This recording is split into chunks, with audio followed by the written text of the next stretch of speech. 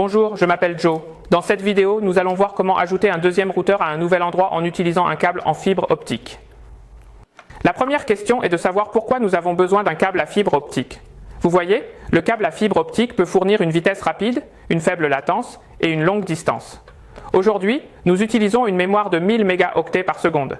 Mais à l'avenir, si nous devions faire passer la liaison à 10 000 mégaoctets par seconde, si nous utilisions la fibre optique, nous n'aurions pas besoin de remplacer le câble. Il suffit de changer l'équipement des deux côtés. La distance entre le premier et le deuxième routeur peut atteindre 10 km. C'est assez long. Avant d'aller plus loin, si vous aimez cette vidéo, n'oubliez pas de vous abonner. Nous avons maintenant le deuxième routeur. Vous pouvez voir qu'il n'y a pas de port pour adapter le câble de fibre optique, n'est-ce pas? Tout ce que nous avons, c'est un port réseau RJ-Port. Dans ce cas, nous avons donc besoin du premier composant, le convertisseur de médias. Ces deux-là sont le convertisseur de médias. Que fait ce convertisseur de médias? Il convertit le signal électronique en signal de fibre optique. Ainsi, vous pouvez voyager à travers le câble de fibre optique. Voici l'emplacement SFP. Vous pouvez voir qu'il est vide. Nous ne pouvons toujours pas connecter le câble à fibre optique directement à cet emplacement. Le deuxième composant est donc l'émetteur-récepteur SFP. Il s'agit de l'émetteur-récepteur SFP. Je peux maintenant insérer l'émetteur-récepteur SFP dans la fente. Cet émetteur-récepteur détermine le type de câble à fibre optique que vous pouvez utiliser, monomode ou multimode. Il détermine également le type de connecteur que vous pouvez utiliser. Ici, j'ai choisi le connecteur LC. Vous remarquerez peut-être qu'il n'y a qu'un seul port. C'est parce qu'il s'agit de l'émetteur-récepteur BD-SFP. Il ne nécessite qu'un seul câble, une seule fibre optique pour transmettre et recevoir les données. Il utilise une longueur d'onde différente, ce qui permet d'économiser l'un des joints de la fibre optique. Bon, je vais maintenant mettre ce convertisseur de médias sous tension. Il utilise la tension DC-tel. Voici également le code de perforation court provenant du premier routeur. Nous avons maintenant les données pour le convertisseur de médias.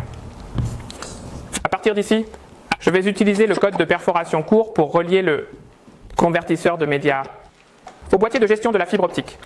Vous pouvez voir que le câble de fibre optique est prêt entre le point A et le point B. J'utilise ce boîtier pour gérer le câble. Il n'y a rien de spécial sur la gestion du câble. L'ensemble sera plus ordonné parce que je peux utiliser le code de perforation court pour relier ce convertisseur de médias à la boîte. Et si j'ai un nouvel appareil à l'avenir, je pourrais utiliser une deuxième bande. Voici le code de perforation court.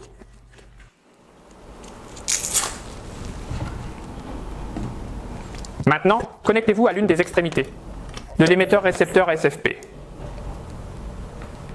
Et maintenant, passez à la boîte de congestion. Je choisis le A. Nous avons deux bandes. L'une est A, l'autre est B.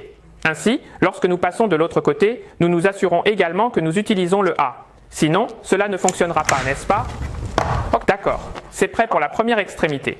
Prenons maintenant un autre convertisseur de médias et passons à la deuxième extrémité. Nous devons également installer un émetteur-récepteur SFP. Je vais maintenant mettre le convertisseur de médias sous tension. Il s'agit de la tension de prise DC. Et mettons le câble.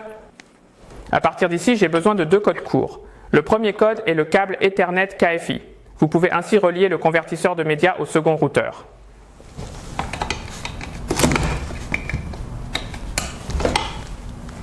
Il me suffit de choisir l'un des ports LAN, pas le WAN LAN, juste le port LAN. Je dois également mettre le deuxième routeur sous tension. Il ne reste plus qu'à passer à la dernière étape. Je dois connecter le cable A à ce convertisseur de médias. Ce sera tout.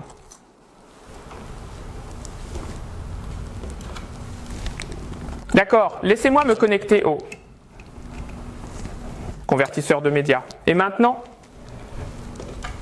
allons dans la boîte du gestionnaire de câbles et trouvons